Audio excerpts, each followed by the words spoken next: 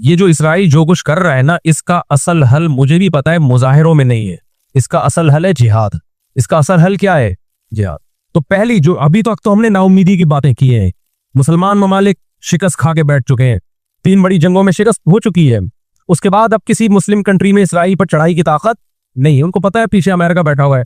ہمیں قرآن و سنت اس بارے میں کیا ہدایات ملتی ہیں؟ اللہ کہتا ہے میں نے یہود پہ ذلت کو مسلط کر دیا ہے۔ اس آیت میں اور اس حدیث میں جو میں نے تقاتلون الیہود والی حدیث پڑھی، اس نے مسلمانوں کے لیے خوشخبری ہے کہ اللہ تعالیٰ نے جیسے بنی اسرائیل انتہائی کمزور تھے، فرعون کا ظلم اور بربریت کا شکار تھے، اللہ سورہ قصص میں کہتے ہیں وَنُرِيدُ أَن نَّمُنَّ عَلَى الَّذِينَ اسْتُضْعِفُوا فِي الْأَرْضِ، ہم نے ارادہ کیا کہ زمین میں کمزور ترین لوگوں کو اٹھا کے زمین کا امام بنا دیں گے، طاقتور پہ غالب کر دیں گے۔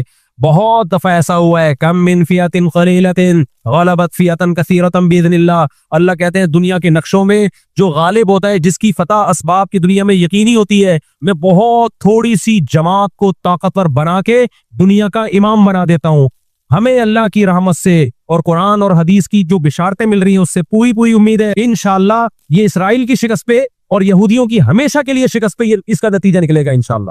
اور نبی صلی اللہ علیہ وسلم کی وہ حدیث پوری ہوگی کہ تمہاری جو بڑی جنگ ہوگی، نبی نے کیا فرمایا؟ اس امت کی ایک جماعت ہمیشہ جہاد کرتی رہے گی، لا یزال طائفۃ من امتی ظاہرین علی الحق۔ ہر دور میں لڑائی ہوئی ہے، جہاد ہوا ہے، آپ اس حصے اٹھا کے دیکھ، کہیں نہ کہیں جہاد ہمیشہ ہوتا رہا ہے، تو آج بھی ایسا ہوگا۔ اور بالآخر یہ معاملات اگر بین الاقوامی دنیا نے کنٹرول نہیں کیے تو نبی صلی اللہ علیہ وسلم کی پیش گوئیاں انشاءاللہ بہت جلد پوری ہونے والی ہیں۔ اور یہ جو ان کو عزت ملی ہے نا، یہ اصل میں بہت بڑی ذلت کی تمہید ہے۔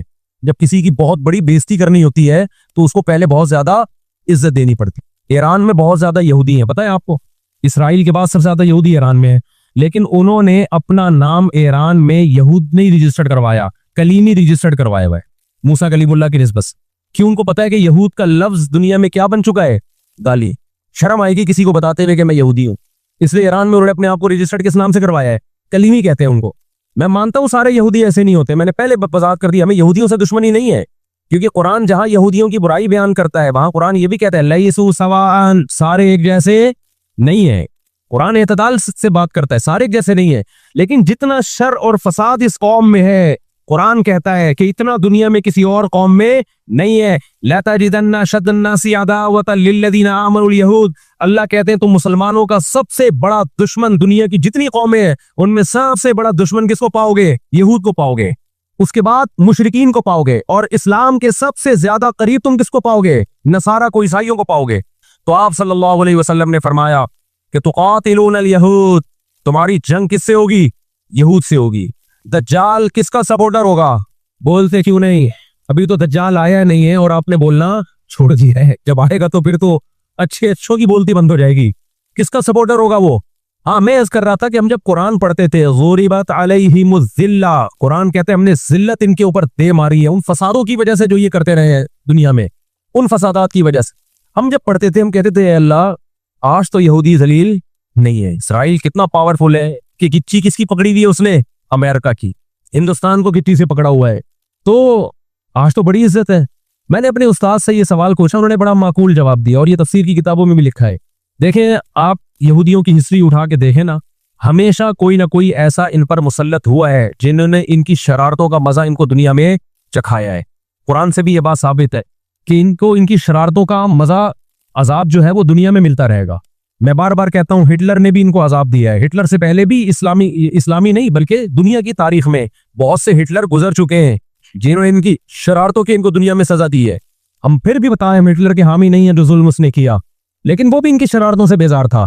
قرآن کہہ رہے ہم نے ان پر ذلت کو دے مارا ہے، دنیا میں بہت دفعہ رسوا ہوا ہے یہ۔ اب کیا ہے؟ یہ آخری ذلت ہے یہودیوں کی۔ آپ کو معلوم ہونا چاہیے جب دنیا میں کسی کو بہت زیادہ ذلیل کیا جاتا ہے نا تو پہلے اس کو عزت دی جاتی ہے۔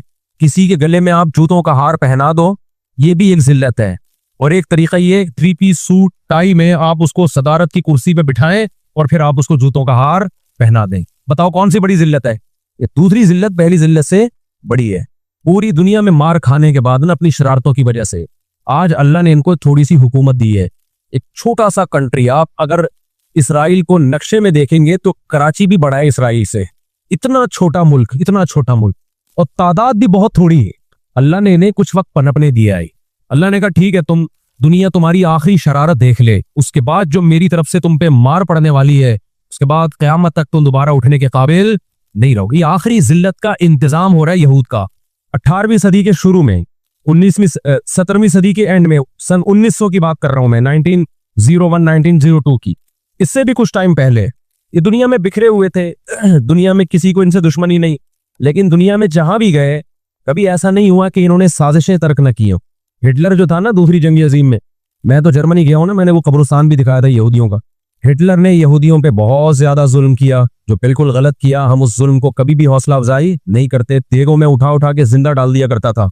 हम इस अमल में हिटलर की बिल्कुल भी हौसला अफजाई नहीं करते, इस अमल को अप्रिशिएट नहीं करते। लेकिन उसने एक तारीखी अल्फाज कहे थे, उसे पता था दुनिया मुझे बुरा कहेगी बाद में, कि लाखों यहूदी मार दिए मैंने। उसने कहा मैं चाहता था सबको कत्ल कर देता, एक भी जिंदा ना छोड़ता, लेकिन कुछ मैं जिंदा छोड़ के जा रहा हूं, ताकि दुनिया जब मुझे याद करेगी ना कि यहूदी जालिम था, तो दुनिया को पता चलेगा कि मैंने इनको कत्ल क्यों किया। कुछ छोड़ के जा रहा हूं, ये चैन से नहीं बैठेंगे, देखना करते क्या है ये। आज हिटलर जिंदा होता, हिटलर अगर आज जिंदा होता, दुनिया कहती कि तू बंदा ठीक नहीं था, लेकिन बात ठीक करके गया है। इनके अंदर दो बीमारियां, एक हसद कि फला को नेमत क्यों मिल रही है, और एक दुनिया से मोहब्बत। कुरान कहता है यवद्दु अहदुहुम लौ युअम्मरु अल्फ सना, इनमें से हर शख्स चाहता है कि कम से कम उसकी उम्र कितनी होनी चाहिए, 1000 साल। और मुसलमान दुनिया से मोहब्बत नहीं करता। तो आप बताओ, दो ऐसी कौमों का मुकाबला हो कि एक जिंदा रहने के लिए लड़ रही हो और एक मौत के लिए लड़ रही हो, तो फतह किसको मिलेगी? जो मौत के लिए लड़ता है। अब भी दुनिया को अगर होश नहीं आता और कुफर की हकीकत समझ में नहीं आती है, हमारे लिबरल और सेकुलर तबके को, जो सुबह शाम उनके गुन गाते हैं, तो फिर आपको इसका अल्लाह के सामने हिसाब देना पड़ेगा।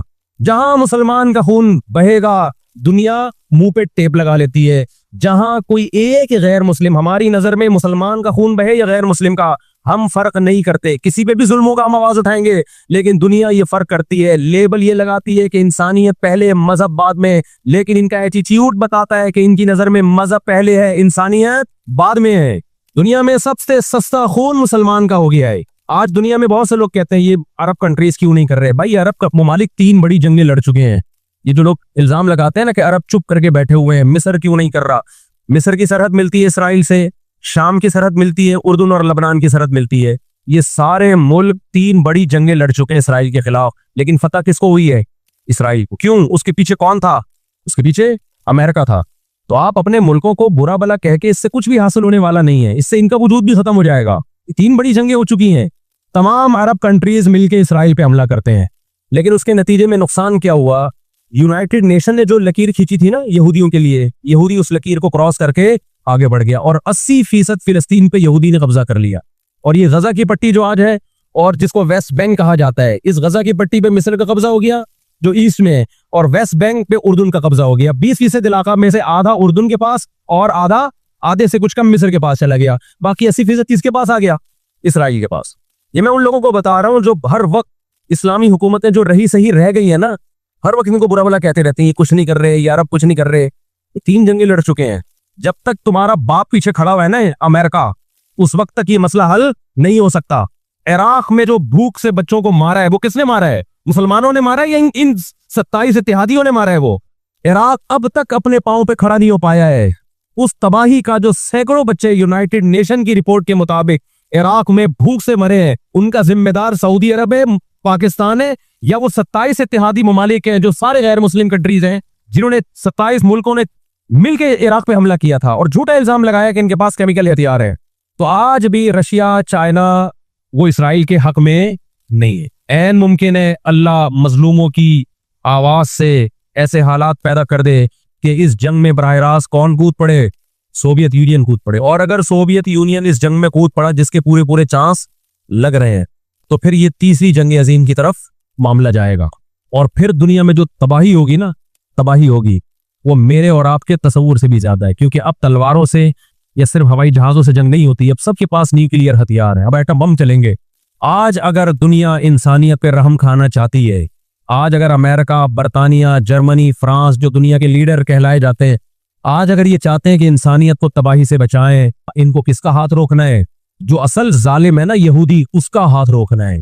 تو آج اگر یہ اسرائیل کا ہاتھ زبردستی روک لیتے ہیں تو دنیا بڑی تباہی سے بچ جائے گی، اور اگر یہ دنیا اسرائیل کا ہاتھ نہیں روکتی اور اس جنگ کو بند کرنے کی کوشش نہیں کرتی تو بھائی جو تیسری جنگ کی طرف معاملات جا رہے ہیں اس کے ذمہ دار یہ لوگ ہوں گے جو دنیا میں تہذیب کے ٹھیکیدار ہیں۔ مجھے اکثر ایک بات یاد آتی ہے جو میں اکثر اپنے بیانات میں بھی کہتا رہتا ہوں کہ اللہ تعالیٰ نے جو قیامت بنائی ہے نا، آخرت، بہت سے لوگ قیامت کے منکر ہیں نا، وہ کہتے ہیں مر کے مٹی ہو کے ختم ہو جاتے ہیں۔ سوال پیدا ہوتا ہے کہ دنیا میں اتنا کچھ غلط ہو رہا ہے کہ اگر اللہ نے انسانوں کو مار کے مٹی کر کے ختم کرنا تھا اور حساب و کتاب کا کوئی دن نہیں ہے، پھر معاذ اللہ سے بڑا دنیا میں کوئی ظالم نہیں ہے۔ پھر سب سے بڑا الزام اس خدا پہ ہے جس نے اس کائنات کو بنایا کہ اللہ دنیا میں مظلوموں کو پوچھنے والا کوئی نہیں ہے، تو آخرت میں بھی اگر حساب نہیں ہے تو پھر اللہ میں اور آج کی بڑی طاقتوں میں، ظالم حکمرانوں میں فرق کیا ہو گیا؟ بتاؤ دنیا میں پورا حساب ہوتا ہے کیا؟ بولو بھائی، ہوتا ہے کیا دنیا میں پورا حساب؟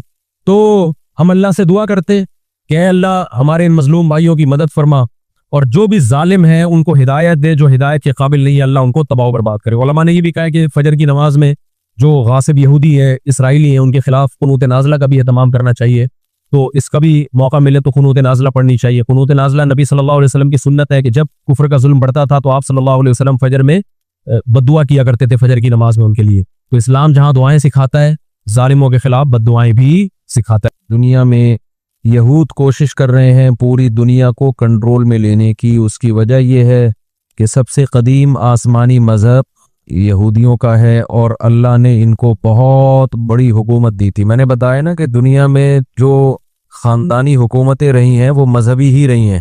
3 مذہبوں نے دنیا میں دادا گیری کی ہے، بدماشی جسے کہتے ہیں، جائز بدماشی۔ ایک یہود نے کی ہے، پوری دنیا کو فتح کیا انہوں نے، پھر اللہ نے عیسائیوں کو غلبہ دیا، انہوں نے یہودیوں سے سارے علاقے چھین کے ان پہ حکومت کی۔ پھر اسلام جب دنیا میں آیا تو جو کام پہلے یہودیوں نے کیا تھا پھر ان کے ساتھ عیسائیوں نے کیا، تو پھر عیسائیوں کے ساتھ کس نے کیا؟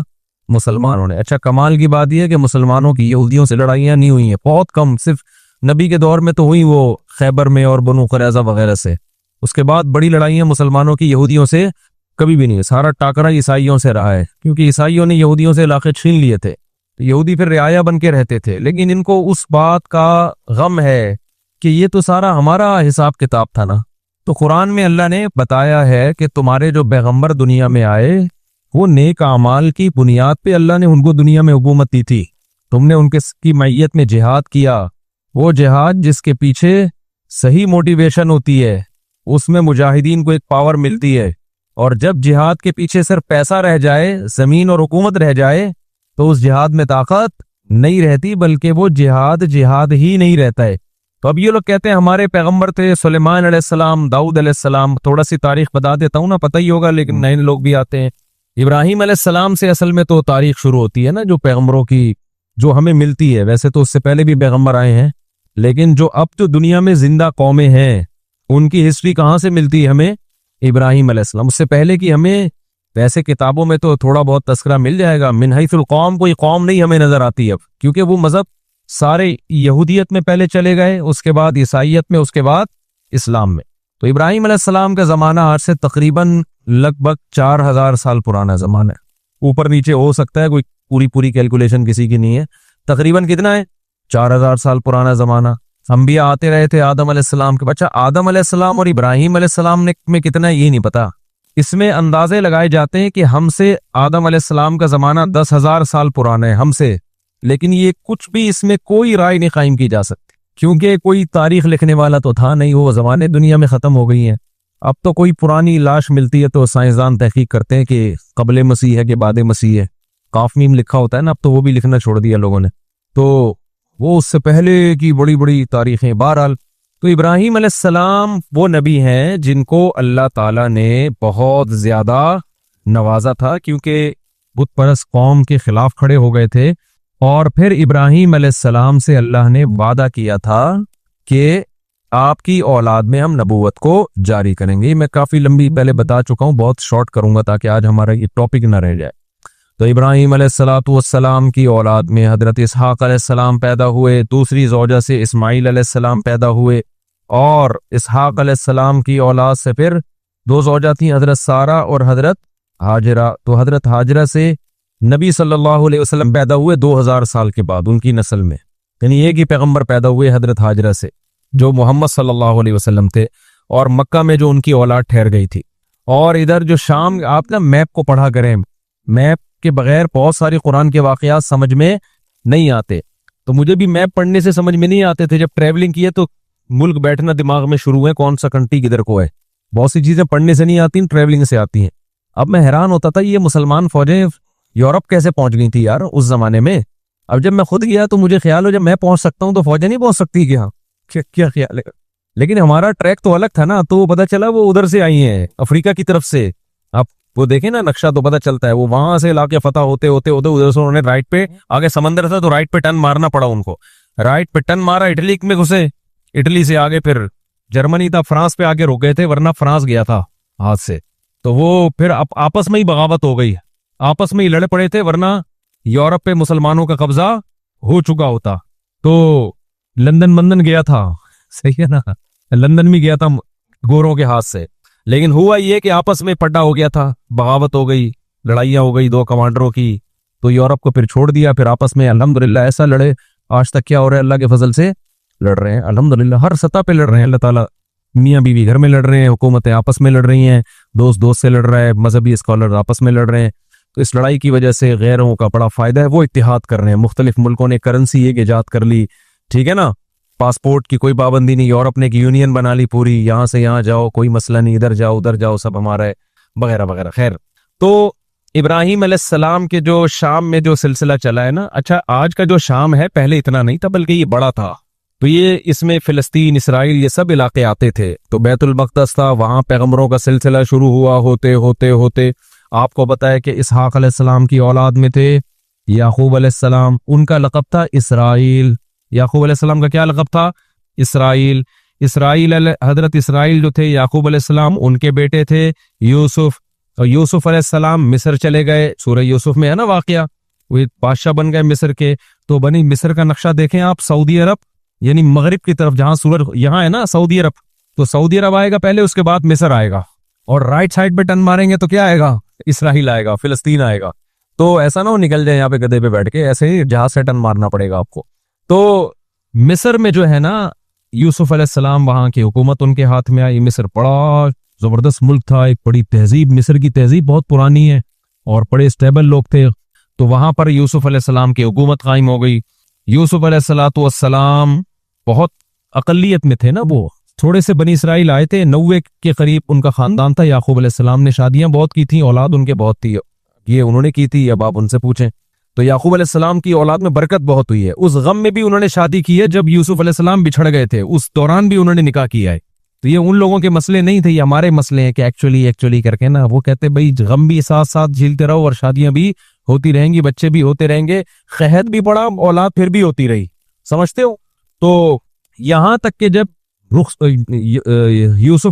یعقوب علیہ السلام مصر گئے ہیں نا، جب پتہ چلا بیٹا بادشاہ بن گیا ہے، تو مولانا عبد الماجد دریا آبادی بڑے عالم گزرے ہندوستان میں، جو دنیاوی علوم کے بھی بڑے ماہر تھے. انہوں نے اپنی تفسیر میں لکھا ہے، وہ خود یعقوب علیہ السلام کی اولاد میں بھی انہوں نے اپنا پورا نسب بھی بیان کیا ہے کہ ہمارا نسب اتنی پشتوں میں جا کے یعقوب علیہ السلام سے ملتا ہے. تو انہوں نے یہ لکھا ہے، جو بھی ان کی تحقیق ہوگی، وہ تورات انجیل کے بھی بڑے عالم تھے، جو مولانا عبد الماجد دریا آبادی ہے نا، انگلش بھی بڑی اچھی تھی. مولانا شلوی تھانوی رحمۃ اللہ علیہ سے غالباً بیعت بھی تھے، وہ بیعت تھے، تبھی وہ جگہ جگہ شیخ اور مرشد تھانوی کا لفظ استعمال کرتے ہیں. تو دنیاوی دینی دونوں علوم کے بڑے ماہر تھے، بڑی ریسرچ سے. انہوں نے لکھا ہے کہ 90 افراد تھے یعقوب علیہ السلام کی، صرف بیٹے، بیٹیاں، بہویں، داماد، یہ ملا کے ٹوٹل کتنے تھے؟ 90. ان کے اکلوتے سربراہ تھے. تو یہ 90 افراد ہجرت کر کے گئے کہاں؟ مصر کی طرف. یہ سارے بنی اسرائیل تھے، سمجھتے ہو گے نہیں سمجھتے؟ جب یہ وہاں گئے ہیں تو اللہ نے ان کو حکومت دی، لیکن تھے منورٹی میں، اقلیت میں تھے. حکومت تو آ گئی، مصر کی خدمت بہت کی، لوگوں میں ان کی عزت، لیکن ظاہر ہے جب آپ اقلیت میں ہوتے ہیں تو آہستہ آہستہ کمزور ہونا شروع ہو جاتے ہیں. غیر قوموں میں حسد ہوتا ہے کہ یہ دوسرے ملک سے آئے ہوئے ہم پہ کیوں حکومت کر رہے ہیں، یہ ادھر سے آئے ہوئے لوگ. اچھا تہذیب ان کی اچھی تھی، مصریوں کو تو غیر مسلم تھے نا، بت پرست تھے وہ، تو بت پرستوں کی ان کے مقابلے میں کیا تہذیب ہوگی؟ پلہ کس کا بھاری تھا؟ تہذیب کے لحاظ سے ان کا بھاری تھا، لیکن اکثریت میں وہ تھے. تو پھر یہ تھوڑا تھوڑا دین سے دور ہونا بھی شروع ہو گئے. جب دین سے بھی دور ہو رہے ہیں، آپ اقلیت میں بھی ہیں، تو آہستہ آہستہ دوبارہ مصریوں کا غلبہ ہونا شروع، اور قوم پرستی کا نعرہ لگایا گیا۔ یہ بنی اسرائیلی ہیں، ہم قبطی ہیں، یہ غیر ہیں، یہ حالانکہ بھائی غیر ہیں، لیکن انہیں تمہیں بنایا کتنا ہے؟ تمہارے ملک کو قحط سے بچایا ان لوگوں نے، تمہیں تہذیب سکھائی، تمہیں ایمان دیا نا۔ یہ قوم پرستی انتہائی غلیظ اور بدبودار نعرہ ہے۔ کتا گلی میں دوسرے کتے کو برداشت نہیں کرتا، بلی برداشت کر لے گی، بلی تھوڑی سی غیرت مند ہوتی ہے، کتا جو ہے نا اتنا وفادار ہو کے بھی ہے کتا ہی وہ۔ اسلام یہ نہیں کہتا کہ یہ اتنا وفادار ہے تو اب اس کو کتا مت کہو، کہنا کیا پڑے گا اس کو؟ کتا ہی کہنا پڑے گا۔ وجہ اس کی ہے کہ اس میں کچھ بہت بری خصلتیں بھی ہیں، آگے وہ ابھی میں خصلتوں پر بیان پہلے کر چکا ہوں، ابھی میں نہیں جاؤں گا اس کی طرف۔ تو خیر اب کیا مسئلہ ہے؟ تو بنی اسرائیل جب یہاں گئے ہیں، آہستہ آہستہ آہستہ حکومت ان کے ہاتھ سے نکلنا شروع، اور گناہوں میں بھی جانا شروع ہو گئے۔ جائے ذرا جب حکومت میں آتے ہیں تو عیش و عشرت بھی بڑھتا ہے۔ بالآخر فرعون، اس زمانے میں مصر کا جو بھی بادشاہ اس کو فرعون ہی کہا جاتا تھا، تو وہ والا فرعون جس کا قرآن میں تذکرہ ہے وہ ان پر بالآخر غالب آ گیا، اور وہ ہے ویسے ہی تحریکیں چلنا شروع ہو گئیں جیسے مودی صاحب کی تحریکیں ہیں۔ یہ اقلیت میں ان کو مارو، ان کو پیٹو، ان کو یوں کرو، ان کو یوں کرو، ہندوستان میں مسلمان بیچاروں کے ساتھ ہو رہا ہے اس وقت۔ تو ظلم شروع ہوا فرعون کا، اور قرآن کہتا ہے کہ ایسا سخت ظلم بنی اسرائیل کے اوپر کہ یقتل ابناءہم ویستحیی نساءہم، مردوں کو قتل کر دیا جاتا تھا، عورتوں کو چھوڑ دیا جاتا تھا، تاکہ ہم ان سے اپنی نسل ان سے پیدا ہو ہماری، یا ان کو ہم لونڈی بنائے، غلام بنائے۔ تو فرعون کو کہیں خواب آیا کہ میری، وہ نجومیوں نے نہیں بتایا تھا، نجومی جھوٹ بولتے ہیں، نجومیوں کو کچھ بھی نہیں پتا ہوتا، تو زیادہ راجع بات اس میں یہی کہ خواب آیا تھا فرعون کو، اس کو خواب آیا یا کسی نے ماہرین نے پیش گوئی کی ہوگی کہ لگتا ہے کہ یہ قوم میں لیڈر کی صلاحیت ہے، انہی کا کوئی شخص اٹھ کے تمہارا تختہ الٹے گا تو تم اتنا ظلم کر رہے ہو نا۔ تو فرعون نے کیا کیا؟ ظلم کم کرنے کے بجائے بڑھا دیا۔ تو اب قرآن میں اس کا تذکرہ اللہ تعالیٰ نے سورہ قصص میں ذکر کیا ہے، وہ میں انشاءاللہ بعد میں، یہ 21ویں رات سے جو ہے نا، جب دوسرے لوگ بھی آ جائیں، اعتکاف والوں کی تعداد بڑھ جاتی ہے، تو کچھ مضامین ان کے لیے رکھے ہوئے۔ تو بالآخر موسیٰ کلیم اللہ پیدا ہوئے، اور اللہ نے موسیٰ علیہ السلام کو فرعون کے محل میں بلایا، اور پھر موسیٰ علیہ السلام کو نبوت ملی، اور پھر بالآخر فرعون کو اللہ تعالیٰ نے دریا میں غرق کر دیا، اور فرعونی کیا ہو گئے؟ ایک بھی بندہ نہیں بچا، سارے ہی مار دی اللہ تعالیٰ نے، ٹھیک جتنے بھی تھے۔ بنی اسرائیل کو نجات ملی، اور قرآن ان کی تعریف کرتا ہے بما صبروا، اس لیے کہ بنی اسرائیل نے موسیٰ کا ساتھ دیا تھا اور صبر کیا تھا انہوں نے، لیکن تھے بہرحال نالائق، صبر بھی کرتے تھے، تکلیفیں بھی دیتے تھے۔ پھر بنی اسرائیل کو حکم ہوا کہ اب تو تمہارا اصل وطن ہے فلسطین، ارض شام، وہاں تم موسیٰ علیہ السلام کی قیادت میں اب جہاد کرو۔ یہ تو اللہ نے فرعون کو خود ہی ٹھکانے لگا دیا، اب ہر جگہ اللہ خود سے کام نہیں کرے گا، کچھ تم کو بھی تلوار اٹھا کے کرنا پڑے گا۔ یہاں تو ویسے بھی ان کے پاس طاقت ہی نہیں تھی، منورٹی میں تھے نا، کیا لڑتے یہ؟ تو بنی اسرائیل نے کہہ دیا ہم نہیں جائیں گے، اذهب انت وربک فقاتلا، کیونکہ غلامی میں اتنا عرصہ گزار چکے تھے کہ ذہن کیا بن گیا تھا؟ غلام ہو۔ آپ اگر غلام بنے رہو نا کچھ دن تک، تو آپ کا دماغ میں مینٹل لیول کیا ہو جاتا ہے؟ جو لوگ بچوں میں زیادہ رہتے ہیں نا، تھوڑے دن میں بچکانہ حرکتیں شروع کر دیتے ہیں۔ صحبت کا بہت گہرا اثر ہوتا ہے، خوب سمجھ لو۔ اگر آپ پڑھے لکھے لوگوں میں بیٹھو گے تو آپ کیا بن جاؤ گے؟ سنجیدہ، سیریس ہو جاؤ گے۔ آپ اگر ہر وقت مسخروں کے ساتھ بیٹھو گے تو چھچھورے بن جاؤ گے، آپ سنجیدگی آپ میں سے ختم ہو جائے گی۔ آپ علماء، بزرگوں، صلحاء کے ساتھ بیٹھو گے، اللہ کی محبت آپ کے اندر پیدا ہو جائے گی۔ دنیا پرستوں میں ہر وقت بیٹھو گے جو ہر وقت مال و دولت کی باتیں کرتے ہیں، اتنی گاڑی، اتنے پیسہ، بحریہ ٹاؤن، فلانا، آپ کی نظر میں دنیا کی ہوس اور لالچ پیدا ہو جائے گی۔ یہ انسان کی نیچر ہے۔ تو اچھے لوگوں کے ساتھ بیٹھا کرو، سمجھتے ہو؟ آج ہمارا مرغا مرغی جو ہے نا، ایک دیسی ہے، وہ ہر وقت دہشت گردی، ایک فینسی بھی ہمارے پاس تھائی لینڈ کی نسل، وہ مرغا بھی بڑا تمیز کا اور مرغی بڑی تمیز کی۔ ہمارے پٹھان دوست ہیں، آج ان کو میں لے کر گیا اپنے پنجرے میں، انہوں نے کہا ان پورے پنجرے میں نا، آپ کے کیج میں پڑھے لکھے یہی لگ رہے ہیں، یہ دو مرغے۔ بولے ان کا تبصرہ بڑا اچھا لگا، انہوں نے کہا یہ جو مرغا مرغی ہے نا، اس پورے پنجرے میں مجھے صرف یہ دو پڑھے لکھے لگ رہے ہیں، باقی سارے ان پڑھ اور جاہل۔ وجہ اس کی ہے کہ وہ ہر ایک دوسرے کو جب کوئی موقع ملے، وہ کوئی نیا بندہ آئے اس کو چھیڑ رہا ہے، وہ کہا پڑھے لکھے صرف یہ لگ رہے ہیں۔ میں نے کہا یہ پٹ رہے ہیں سب سے زیادہ یہاں پہ۔ اچھا خیر، تو میں نے کہا یہ پڑھے لکھے ہیں، یہ بھی ان کے ساتھ رہ کے ان پڑھ نہ بن جائے۔ تو اب مسئلہ کیا ہے؟ تو اللہ تعالیٰ نے بنی اسرائیل کو حکم دیا، بنی اسرائیل نے جہاد نہیں کیا، اللہ کو غضب آیا، اور موسیٰ علیہ السلام نے بددعا بھی کی، اور اللہ نے کہا یہ زمین ان پر حرام ہے۔ 40 سال تک وادی تیہ میں اسی طرح سے یہ تڑپتے رہیں گے، 40 سال تک۔ وہیں موسیٰ علیہ السلام کا انتقال بھی ہو گیا، اور وہ 40 سال تک وادی تی میں بہکتے رہے. پھر اس کے بعد نئے پیغمبر آئے اور پھر اس کے بعد نئے پیغمبر کی معیت میں انہوں نے جہاد کیا. جب انہوں نے جہاد کیا تو قرآن نے اس کا بھی واقعہ اللہ تعالیٰ نے قرآن میں بیان کیا ہے سورہ بقرہ میں. تو جب ان کا جہاد ہوا ہے نا تو ان کی فوج، ان کے جو کمانڈر تھے ان کا نام تھا طالوت. وہ پیغمبر ہی نے ان کو بنایا تھا کمانڈر، وقت کے نبی نے، لیکن وہ غریب تھے. بنی اسرائیل نے اس پہ بھی اعتراض کیا، غریب آدمی ہمارا امیر کیوں بن رہا ہے؟ تو ان کو بتایا گیا بھائی اس کے پاس نالج زیادہ ہے اور صحت اچھی ہے. کمانڈر کے لیے پیسہ ہونا ضروری نہیں ہے، نالج، جنگ لڑنے کا تجربہ زیادہ ہو. دیکھو اللہ تعالیٰ دنیا کو اسباب سے چلاتے ہیں. علماء نے بیان کیا ہے جنگ کے کمانڈر بنانے کے لیے یا ملک کا صدر وزیر اعظم بنانے کے لیے 2 بندے ہیں آپ کے پاس. ایک بہت نیک ہے، نالج اور تجربہ نہیں ہے اور اس کو پتہ نہیں ہے کیا کرنا ہے، اور ایک برا ہے لیکن اس کے پاس ایکسپیرینس ہے، صلاحیت ہے. تو برے کو بنایا جائے گا، نیک کو نہیں بنایا جائے گا. بات نہیں آ رہی سمجھ میں؟ جب میں یہ بات لوگوں کو بتاتا ہوں لوگ کہتے ہیں یار یہ کیا بات ہے، تقوی کی تو بڑی اہمیت ہے. میں ان سے کہتا ہوں مجھے ایک بات بتاؤ، آپ جب گھر میں ڈرائیور رکھتے ہو گاڑی چلوانے کے لیے، ایک بندہ ہے تہجد گزار ہے، تبلیغ سے حضرت جیسے 4 مہینے لگا رہے ہیں ماشاءاللہ، کتنے وقت کے لیے نکلے ہوئے حضرت آپ؟ سالانہ چلہ، ماشاءاللہ ماشاءاللہ. تو وہ بھی سالانہ چلے کے لیے نکلا ہوا تھا، ابھی تازہ تازہ چلہ لگا کر آئے، لیکن وہ گاڑی چلانی نہیں آتی. دوسرا گٹکا بھی کھاتا ہے، پان بھی کھاتا ہے، چرس بھی پیتا ہے، لیکن گاڑی چلانا اس کو آتی ہے. تیسرا کوئی آپشن آپ کے پاس نہیں ہے. تو ڈرائیور کس کو بناؤ گے آپ؟ نیک کو تھوڑی بناؤ گے. بولا کہ بھائی تو بہت نیک ہے لیکن جو کام تجھے دیا جا رہا ہے تجھ میں اس کی صلاحیت نہیں ہے. ہاں نیک ہونا، دونوں ڈرائیور اگر ڈرائیور ہیں پھر جو نیک ہے اس کو ترجیح دی جائے گی. پھر دیکھا جائے گا یار اس کا 4 مہینے لگے ہوئے، اس کے نہیں لگے، تو میں کم از کم اگر کسی کو ڈرائیور رکھوں گا تو میں 4 مہینے والے کو ترجیح دوں گا. یار یہ ڈرائیور بھی ہے اور نیک بھی لگ رہا ہے، یہ ذکر اذکار کرے گا فارغ وقت میں، گانے نہیں سنے گا گاڑی میں بیٹھ کے، چرس نہیں پیے گا. سمجھتے ہو کہ نہیں سمجھتے؟ تو ہمیشہ کام اس کے سپرد کیا جاتا ہے جو کام کا اہل ہو. یہ نبی کی بھی سنت ہے، صحابہ کی بھی سنت ہے، پیغمبروں کی بھی سنت ہے. تو پیغمبر نے طالوت کو امیر بنا دیا اور کہا کہ اللہ کے حکم پہ بنا رہا ہوں. لوگوں نے کہا یہ تو پیسے ہی نہیں ہے ان کے پاس، غریب آدمی. تو پیغمبر نے کہا اس کی غربت کو مت دیکھو، اس کی صحت بھی ہے. لڑائی کے لیے کیا چاہیے؟ صحت چاہیے. کمانڈر ہونے کے لیے جگرا چاہیے، صحت، کانفیڈنس، دل مضبوط. اور دوسرا علم ہے، اس کے پاس نالج ہے، نقشوں کا پتہ ہے، کدھر سے جانا ہے، کدھر سے ٹن مارنا ہے، دشمن کے حملے کیا ہوتے ہیں ان کی چالوں کو سمجھتا ہے یہ. لہذا یہ طالوت کیا بنے گا؟ یہ تمہارا کمانڈر بنے گا. سمجھتے ہو کہ نہیں سمجھتے ہو؟ تو طالوت کو بنا دیا گیا، بولو، کمانڈر. اسی طالوت کی فوج میں حضرت داؤد تھے جو ابھی تک پیغمبر نہیں بنے تھے. بنی اسرائیل کی ایک عام فرد تھے اور حضرت یعقوب علیہ السلام کی اولاد میں تھے، ظاہر ہے بنی اسرائیل میں سے تھے. اب کیا ہوا ہے کہ جب یہ لشکر گیا ہے لڑنے کے لیے تو یہ بہت تھوڑے تھے اور دشمن بہت زیادہ. تو اللہ نے ان کو امتحان میں ڈالا کیونکہ اسباب کی دنیا میں بڑا مشکل تھا. تو اللہ چاہتے تھے اسباب تو ہے نہیں تو تقویٰ تو ہونا کم از کم. اسباب بھی نہیں ہے، تقویٰ بھی نہیں ہے، تو پھر کس چیز کی پتہ ملے گی بھائی؟ اللہ کی مدد کیوں آئے گی؟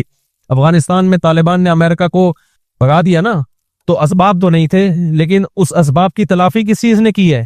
اللہ کے خوف نے، آخرت کی لالچ نے. تو دونوں ہی چیزیں نہ ہوتی تو پھر پلڑا کس کا غالب تھا؟ اللہ کہتا ہے وہ بھی ایسے ہی، تم بھی ویسے ہی، تو پاور تو اس کے پاس ہے، تو تمہیں کس بات کی میں فتح عطا کروں؟ سمجھتا نہیں ہے نا بات کو. تو دونوں ہی چیزیں اگر مارکیٹ سے شارٹ ہوں تو پھر میرے بھائی گھر پہ آرام سے بیٹھ کے اللہ اللہ کرنا چاہیے، بڑے بڑے کاموں کا نہیں سوچنا چاہیے. تو خیر اب کیا تھا، اللہ میاں نے ان کو آزمایا کہ ان کا تقویٰ چیک کرنا ہے. تو پیغمبر نے ان کو بتا دیا، طالوت کو بتا دیا، اور طالوت نے پھر لوگوں کو بتا دیا کہ بھئی دیکھو یہ پانی آئے گا، نہر آئے گی، شدید پیاس لگے گی، لیکن اس نہر سے پانی پینا نہیں ہے، برداشت کرنا ہے اللہ کے لیے. جس نے پانی پی لیا تو اس کا مجھ سے کوئی تعلق نہیں ہے، جو پانی نہیں پیئیں گے وہ میرے ہیں. یہ بڑی آزمائش تھی. قرآن کہتا ہے بنی اسرائیل میں اکثر نے پانی پی لیا. اکثر نے کیا کر لیا؟ پانی پی لیا، گناہ کیا، اللہ کی نافرمانی کی. اس کا نتیجہ یہ نکلا، آخر جو دشمن جو تھا نا اس کے کمانڈر کا نام تھا جالوت. وہ بڑا پاورفل آدمی، اس کے پاس بڑی فوج تھی. تو اس گناہ کی نحوست یہ ہوئی کہ جن نے پانی پیا انہوں نے کہہ دیا کہ ہم میں اس سے لڑنے کی طاقت نہیں، ہمارے حوصلے پس بھائی، یہ بہت بڑی جماعت ہے، ہم نہیں لڑ سکتے، نکلو بھاگو. اس سے کیا پتا چلتا ہے؟ جہاد میں، جنگ میں گناہ جو ہے نا، اللہ کی نافرمانی، اس کی نحوست پڑتی ہے. صرف جہاد میں نہیں، جو بھی بڑے کام ہے نا، حوصلے والے کام، وہ حوصلے والے کام گناہگار لوگ نہیں کر پاتے، وہ پرہیزگار لوگ کر پاتے ہیں. خدا کا خوف ہوتا ہے نا، گناہ سے بچتا ہے، اس کی ایک الگ سے موٹیویشن ملتی ہے انسان کو، حوصلہ ملتا ہے اللہ کی طرف سے. گناہگار لوگوں کے حوصلے کیا ہوتے ہیں؟ پست. وہ مشکل موقعوں پہ پتلی گلی سے بول لیا کرو نا زبان سے، یار نکل جاتے ہیں، جب مشکل موقع آئیں گے نا نکلنے کا پتلی گلی سے۔ تو انہوں نے بھی یہی کیا، اب اور مشکل ہو گئی، جنہوں نے پانی نہیں پیا تھا وہ کیا تھے، بہت تھوڑے، وہ اور تھوڑے رہ گئے، ان کے تو حوصلے پست ہو گئے۔ لا طاقت لنا اليوم بجالوت وجنود، ہم میں جالوت اور اس کے لشکر سے لڑنے کی پاور نہیں ہے۔ اب ہونا کیا چاہیے تھا کہ جو تھوڑے سے رہ گئے تھے وہ اپنے کمانڈر طالوت سے جا کے کہتے کہ حضرت ہم تو پورے لشکر کو دیکھ کے آئے تھے کہ یہ سب لوگ ہمارے ساتھ ہیں، جب آدھے سے زیادہ لوگوں نے حوصلے پست ہو گئے ہیں تو کائنڈلی اب ہمارا لڑنا بنتا نہیں، اب ہمیں بھی یہ مروائیں گے، لہذا اب ہم اکٹھے کیا کرتے ہیں، یہاں سے واپس چلتے ہیں، عزت اسی میں۔ لیکن نہیں، انہوں نے گناہ کیا تھا نا، اس کی نحوست، انہوں نے نیکی کی تھی، پیاس کے باوجود پانی نہیں پیا۔ یہ تعویل نہیں کی کہ یار پانی پیئیں گے تو لڑیں گے نا، نہیں بھائی، جب اللہ نے کہہ دیا پیاسے لڑو تو بس اللہ فتح دے گا اسی میں۔ تو تقویٰ تھا تو اس کی برکت ان کے حوصلے پست ہونے کے بجائے بڑھ گئے، انہوں نے کہا تھوڑے سے ہیں لڑیں گے انشاءاللہ، اور پھر کہنے لگے جو نہیں لڑنا چاہ رہے تھے پست ہو گئے تھے ان کے حوصلے، ان کو بھی حوصلہ دلانے لگے۔ کم من فئۃ قلیلۃ غلبت فئۃ کثیرۃ باذن اللہ، بھائی تاریخ اٹھا کے دیکھو کتنی مرتبہ ایسے ہوا ہے، بہت تھوڑی تھوڑی جماعتوں کو اللہ نے بڑی بڑی جماعتوں پہ غلبہ دیا ہے، اور اللہ صبر کرنے والوں کے ساتھ ہے۔ ان کمبختوں کی سمجھ میں آیا نہیں آیا، اس سے تاریخ کیا ہے، خاموش۔ پھر قرآن کہتا ہے جب مقابلہ شروع ہوا ہے نا تو اتنا بڑا لشکر اور ادھر تھوڑے سے لوگ جو اور تھوڑے سے ہو گئے تھے، ان کو اندازہ ہو گیا کہ اسباب کی دنیا میں ہم میں اس لشکر سے لڑنے کی طاقت نہیں ہے، اب اللہ ہی مدد کرے گا۔ تو کیا دعا مانگ رہے، دعا بڑی خاندانی ہے، مجھے بڑا مزہ آتا ہے یہ دعا میں، بڑی خاندانی دعا۔ دیکھو وہ یہ دعا بھی مانگ سکتے تھے، ربنا اجعلنا صابرن، اے اللہ ہمیں صابرین، ہمیں کیا بنا دے، صابر بنا دے، ہمیں فتح دے دے، یہ بھی کہہ سکتے تھے نا، ہمیں اس لشکر پہ کیا دے دے، فتح دے دے، ہمیں صبر کرنے والا بنا، بھاگنے سے بچا۔ نا نا نا نا، ان کو پتا تھا صبر سے کام نہیں چلے گا۔ ربنا افرغ علینا صبرا، اے اللہ صبر کی پالٹیاں انڈیل دے ہمارے اوپر، تھوڑا صبر نہیں چاہیے ہمیں، بہت بڑا لشکر ہے، ہمارے قدم کیا ہوں گے، اکھڑیں گے آسمان سے نا، افراق کہتے ہیں، جیسے بالٹی میں پانی ہو نا، وہ آپ نے خالی کر دی، یوں کر کے انڈیل دیا تو وہ کیا ہو گئی، خالی ہو گئی، پوری بالٹی آپ نے انڈیل دی۔ افرغ علینا صبرن، یہ بلاغت ہے، صبر کی کوئی بالٹیاں تھوڑی اوپر سے نازل ہوں گی، سمجھانے کے لیے کہ ایسے صبر دے جیسے صبر کی ہمارے اوپر بالٹیوں کی پورے نہا جائے ہم صبر کے اندر، اتنا طاقتور صبر چاہیے اس لشکر سے لڑنے کے لیے ہمارے اندر، جب تک تو ایسا صبر نہیں دے گا ہم نہیں لڑ سکتے، تو ہمیں ایسا صبر چاہیے، تو نیت بھی کر رہے تھے نا لڑیں گے ہم۔ افرغ علینا صبرا وثبت اقدامنا، اور ہمارے قدموں کو جما دے، پیچھے نہ ہٹے ہم، وانصرنا علی القوم الکافرین، اور ان کافروں پر ہماری مدد کر۔ پہلے صبر مانگا ہے، پھر کیا مانگی ہے، مدد، کہ ہمارے جو کرنے کا کام ہے نا اے اللہ پہلے وہ تو ہو جائے، ہم جو اللہ سے مدد مانگ رہے ہوتے ہیں کہ اے اللہ میں بھاگ جاؤں پھر بھی کیا ہو، ہماری مدد ہو، نہیں ہے بات سمجھ میں، اے اللہ میں شادی نہ کرنا چاہوں پھر بھی میری 4 شادیاں ہو جائیں۔ ہمارے جامع میں ایک استاذ ہیں، وہ ایسے لیٹے ہوئے رہتے تھے نا، اکثر ایسے لیٹے رہتے تھے کہ یار تم 2 3 دن تمہیں پتہ نہیں کہاں سے رشتے مل جاتے ہیں، میں تو مجھے کوئی رشتہ ہی نہیں مل رہا۔ میں نے کہا میں تو جب بھی آتا ہوں آپ یہاں بیٹھے ہوتے ہیں یوں ٹیک لگا کے نا ایسے، میں نے کہا ایسے تو پہلا نہیں ملتا میرے بھائی اس زمانے میں، کوئی ہلو جلو، کچھ سفر کرو، کوئی رشتوں کا پیغام بھیجو، کوئی پٹو، کوئی بدنامی مولو، اس کے بعد جا کے نہ ہوتا ہے نہ رکھا جاتا ہے، رکھنے میں بھی پھر قربانیاں دینی پڑتی ہیں۔ تو ہم یہ چاہتے ہیں کہ ہم کچھ نہ کریں اور ساری مدد کس کی طرف سے آئے، اللہ کی طرف سے۔ بے روزگار آدمی کر کیا رہا ہوتا ہے، وظیفے پڑھ رہا ہوتا ہے، ابے بھائی تو صبح اٹھ کے جا، روزگار تلاش کر، تو محنت کر، پھر اللہ سے دعائیں بھی مانگ، خود دھیلے کا نہیں کرے گا۔ لڑائیاں گھروں میں ہو رہی ہیں، اس لڑائی پہ غور کر کے کہ اس کی ریزن کیا ہے، لڑائی کیوں ہو رہی ہے، میرے اندر خرابی ہے تو میں اس خرابی کو ٹھیک کروں، اس کے اندر خرابی ہے تو اس کی اصلاح کی کوشش کی جائے، اس کے بعد اللہ سے دعا مانگی جائے۔ اس خرابی کی اصلاح کی کوئی کوشش نہیں کرتا اور ڈائریکٹ وظیفوں پہ آئے ہوئے ہوتے ہیں۔ سیٹ کس پہ ہو گئے ہیں، اولاد آپ کی بگڑ رہی ہے، تھوڑا سا ٹائم نکال کے غور کرو، یار میری کوئی خرابی تو نہیں ہے جس کی وجہ سے بچے بگڑ رہے ہیں، کہیں میرے اندر تو کوئی خرابی نہیں ہے، میں نے ٹائم نہیں دیا ان کو، ان کی تربیت کی، محبت سے کوشش نہیں کی، آپ نے پوری کوشش کی پھر بگڑے تو اللہ سے دعا مانگے، اپنا کوئی ذمہ داری پوری نہیں کرنی اور ڈائریکٹ ڈال کس پہ دینا ہے، آپ کو فالج ہو گیا، یار اللہ تعالیٰ نے مجھے آزمائش میں ڈالا، میری کوئی ٹیکنیکل مجھ سے خطا تو نہیں ہوئی جس کی وجہ سے مجھے فالج ہوا ہے، میں روزانہ 6 انڈے کیوں کھا رہا تھا، میں گائے کا گوشت کیوں کھا رہا تھا، میں اتنی چینی کیوں کھا رہا تھا، میں कर क्या रहा था मैं, जो इतनी खुराक बनती है, सुबह शाम फोड़े जा रहे हैं, फोड़े जा रहे हैं, फोड़े जा रहे हैं, और फिर उसके बाद धमाके के साथ फटफटा के क्या हो जाते हैं, हलाक हो जाते हैं। फिर लोग कहते हैं अल्लाह की यही मर्जी थी, अल्लाह की यही मर्जी थी इस किस्म के लोगों के साथ, ठीक है ना, कि वो इसी तरह फटे। हाँ, कुछ होते हैं एहतियात कर रहे होते हैं, फिर भी अटैक हो जाता है, वो अल्लाह की मर्जी है। तो अपना काम मेरे भाई पूरा करना है, फिर भले फट भी जाओ, और आधा अल्लाह ना करे किसी को फालिज हो, कुछ भी हो, फिर चलो अल्लाह की तरफ से सब्र की तौफीक भी मिलती है। तो हमारे यहाँ ऐसा कुछ भी नहीं है, सारे उल्टे काम करके फिर डालते किस पर है, अल्लाह मियाँ पे डालते हैं कि यार वहां से मसला खराब हो रहा है। अच्छा खैर, तो अब इन्होंने क्या दुआ मांगी अल्लाह से, ये समझने की है। इन्होंने डायरेक्ट ये नहीं कहा अल्लाह हमें हमारी मदद कर, पहले के अल्लाह हमारे कदम तो जमा, क्योंकि जिनके कदम जमते हैं मदद उन्हीं के साथ होती है, भगोड़ों के साथ मदद नहीं होती। तो पहले अल्लाह जो हमारी जिम्मेदारी है ना वो हमसे पूरी हो जाए, हम भी नियत कर रहे हैं, तू भी तौफीक दे। और कदम जमने से पहले क्या है, जिनको सबर की तौफीक नहीं मिलती उनके कदम नहीं जमते, तो हमें सबर की तौफीक भी चाहिए। और नंबर 2, सबर भी मामूली नहीं, सबर की बाल्टियां हमारे ऊपर उंडेल दे। फिर आखिर में कह रहे हैं कि वंसुरना अलल कौमिल काफिरीन, इन काफिरों पर हमारी मदद कर। तो बड़े जिगर से लड़े ना वो लोग, और लड़ने के बाद कुरान के अल्फाज हैं, उसी लश्कर में एक दाऊद भी थे। एक तो उन थोड़े से लोगों का इतने बड़े लश्कर से लड़ना, ये अल्लाह की रिजा के लिए। फिर ऐसे मौके पे हर आदमी की कोशिश होती है मेरा टाकरा कमजोर के साथ हो, क्या ख्याल है, ताकि मैं कम से कम सेफ साइड पे रहूं। 2-4 पतले पतले लोगों को मैं डिलीट करके आके तालूत को बताऊंगा कि मैंने 6 बंदे मारे, मैंने इस लड़ाई में मैंने 8 बंदे मारे।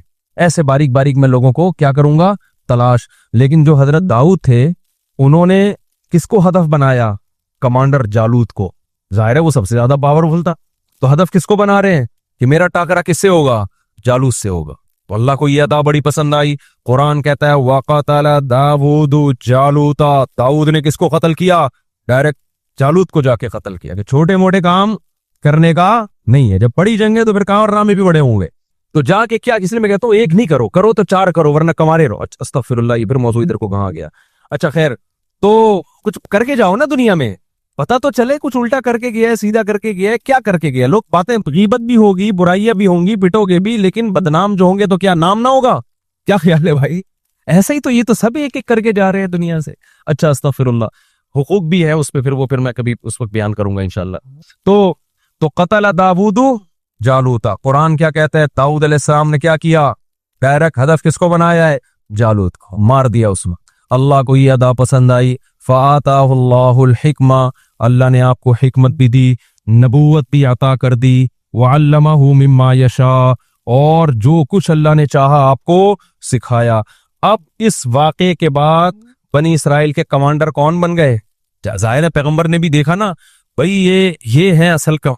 पहले ये मेरिट की बेस पे सिलेक्शन हो रही है, किसकी बेस पे हो रही है, बोलो ना। कोटा सिस्टम नहीं था बनी इसराइल में उस जमाने में कि हमें कमांडर बनाने के लिए बनी इसराइल के वो कितने थे उनकी जमातें, 12 कबीले थे ना, तो 12 कबीलों में हर कबीले के इतने कोटे हैं, इतने लोग होंगे। अब चूंकि इस कबीले का बन चुका है तो अगला इस कबीले का, ये कोटा सिस्टम बनी इसराइल में नहीं था। उनमें क्या था, मेरिट की बेस पे, सलाहियत की बेस पे। देखा भाई दाऊद में सबसे बेहतर सलाहियत है, तो अब बनी इसराइल के चीफ ऑफ आर्मी स्टाफ कौन होगा, आर्मी चीफ कौन होगा, दाऊद होंगे। दाऊद अलैहिस्सलाम ने जो पहली दफा इतनी कुर्बानी दी थी तो अल्लाह के खौफ से दी थी ना, तो उनमें अल्लाह का खौफ भी था, तकवा पहले से मौजूद था।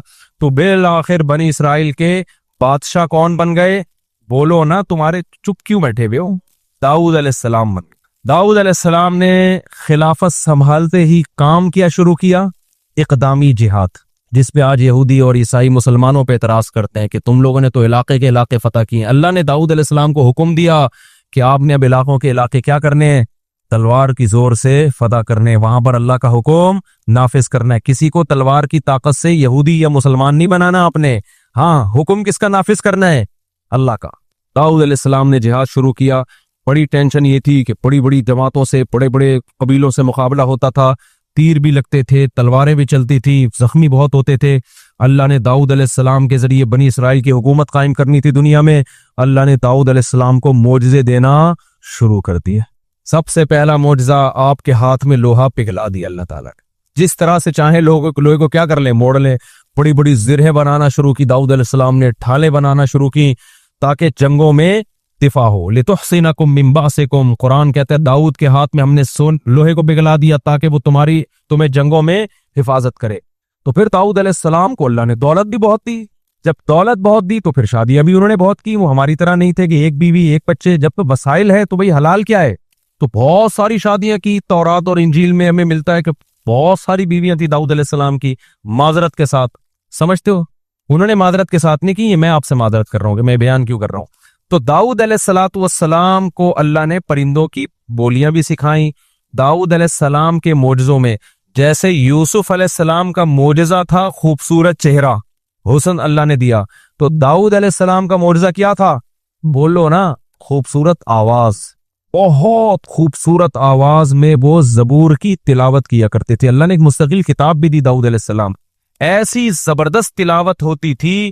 اور جب اللہ کا ذکر کرتے لا الہ الا اللہ کا، تو پہاڑوں سے بھی لا الہ الا اللہ کی آوازیں آنا شروع ہو جاتی. یا جبال اوبی معہ والطیر، پرندے آپ کے سر پہ جمع ہو جایا کرتے تھے. وہ زبور کی تلاوت بھی سنا کرتے تھے اور آپ کی آواز سے بھی محظوظ ہوا کرتے تھے.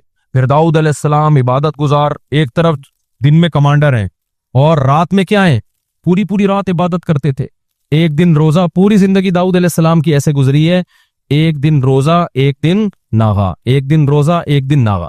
حدیث میں آتا ہے سب سے بہترین روزہ داؤد کا روزہ تھا. پوری زندگی ایسے کیا، ایک دن روزہ ایک دن ناغا. اگر ہمارے کوئی ڈاکٹر صاحب اس زمانے میں ہوتے تو ڈاکٹر صاحب کیا کہتے داؤد علیہ السلام سے، کیونکہ آپ نے ایکچولی لڑنا بھی ہے، آپ کی بیویاں بھی اتنی ساری ہیں، تو آپ ایسا کریں کہ صبح ناشتے میں آپ یہ لیا کریں. ناشتہ بہت ضروری ہے داؤد علیہ السلام. ناشتے کے بغیر زندگی بولو نا نہیں ہو سکتی. ایکچولی کچھ نہ کچھ ناشتہ ہونا چاہیے. پھر 2 گھنٹے کے بعد کچھ بسکٹ کا انتظام ہونا چاہیے. فاسٹنگ بہت بری چیز ہے. سمجھ میں آ رہی ہے بات؟ پھر پہلے ہم ڈاکٹر سے یہی سنتے تھے ہر تھوڑی دیر کے بعد بکریوں کی طرح کچھ نہ کچھ آپ کھاتے رہیں. حکیم اور ٹائپ کے تھے ڈاکٹر اور ناشتہ بہت ضروری ہے. تو پھر داؤد علیہ السلام لڑنے کے قابل نہ رہتے. داؤد علیہ السلام بھوکے رہتے تھے. ایک دن روزہ ہے ایک دن کیا ہے ناغا ہے. اور جب ناغا ہے تو وہ بھی کم کھاتے تھے. اس سے پتہ چلتا ہے بھائی کم کھانے والا زیادہ بیویاں بھی رکھ سکتا ہے اور میدان جہاد میں علاقے بھی فتح کر سکتا ہے. اور جو صبح و شام برگر پھوڑ رہا ہے نا، پیزا برگر پھوڑ رہا ہے، اور یہ جو کچھ ہم کھا رہے ہیں آج کل، تو یہ برگر تو بن سکتا ہے گول، یہ گول گپے کی دکان بھی کھول سکتا ہے. یہ کسی کی آنکھوں میں آنکھیں ڈال کے بات نہیں کر سکتا. تو چھوڑ دو یہ جو چیزیں تم کھا رہے ہو نا، بھوکا رہنے سے. خیر آگے اللہ تعالیٰ فرماتے ہیں کہ داؤد علیہ السلام کی جب حکومت قائم ہوئی ہے تو ان کے بڑے معجزے اللہ نے ذکر کیے. تو داؤد علیہ السلام کو اللہ نے بیٹے دیے سلیمان. تو یہاں پر وہ سلیمان علیہ السلام کا واقعہ ہے. اب میں وہ واقعہ جلدی سے سنا دیتا ہوں. یہ تمہیز ضروری تھی ورنہ سلیمان علیہ السلام نئے لوگوں کی سمجھ میں نہیں آتے. تو اللہ تعالیٰ فرماتے ہیں ہم نے داؤد اور سلیمان کو علم دیا. وَوَرِثَ سُلَيْمَانُ داؤد، سلیمان وارث بنے داؤد کے. قَالَ يَا أَيُّهَا النَّاسُ، اور لوگوں سے کہنے لگے اے لوگو، عَلِّمْنَا مَنطِقَ الطَّيْرِ، اللہ نے ہمیں پرندوں کی بولیاں سکھا دی ہیں. وَأُوتِينَا مِن كُلِّ شَيْءٍ، اور حکومت چلانے کے لیے جتنی ضروری چیزیں ہیں ساری کے ساری اللہ نے ہمیں دے دی ہیں. إِنَّ هَذَا لَهُوَ الْفَضْلُ الْمُبِينُ، یہ اللہ کا بہت بڑا فضل.